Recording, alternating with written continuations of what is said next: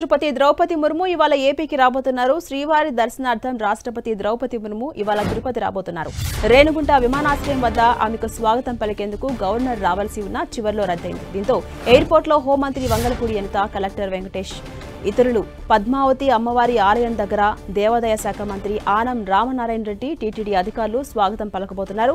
ఒడిశా నుంచి రాష్ట్రపతి ప్రత్యేక విమానంలో ఇవాళ సాయంత్రం 4 గంటలకు రేణిగుంటకు చేరుకుంటారు.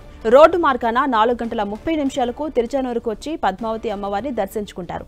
5 గంటల 20 నిమిషాలకు బయలుదేరి తిరుమలకు వెళ్లి పద్మావతి అతిథి గృహంలో బస చేస్తారు. రేపు ఉదయం 9 గంటల 20 నిమిషాలకు వరాహస్వామిని, ఆ తర్వాత శ్రీవారి ఆలయానికి చేరుకుని మూలమూర్తిని దర్శించుకుంటారు.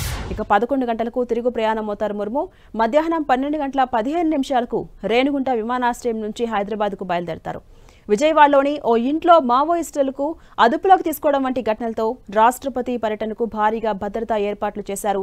డీఐజీ షిమోషి నేతృత్వంలో ఎస్పీ సుబ్బరాయుడు, 5 అదనపు ఎస్పీలు, 9 మంది డీఎస్పీలు, 50 మంది సీఐలు, 100 మంది ఎస్ఐలు, 300 మంది పోలీసులు, రో పార్టీలు, బాంబ్ డాగ్ స్క్వాడ్లు, పారామిలిటరీ దళాలు, రిజర్వ్ బలగాలు, ఏరియా డామినేషన్ పార్టీలను బందోబస్తు నిమిత్తం నియమించారు. వీరు కాకుండా రాష్ట్రపతి వెంట కమాండో దళాలు ఉంటాయి. కేంద్ర బలగాలు మోహరించబోతున్నారు.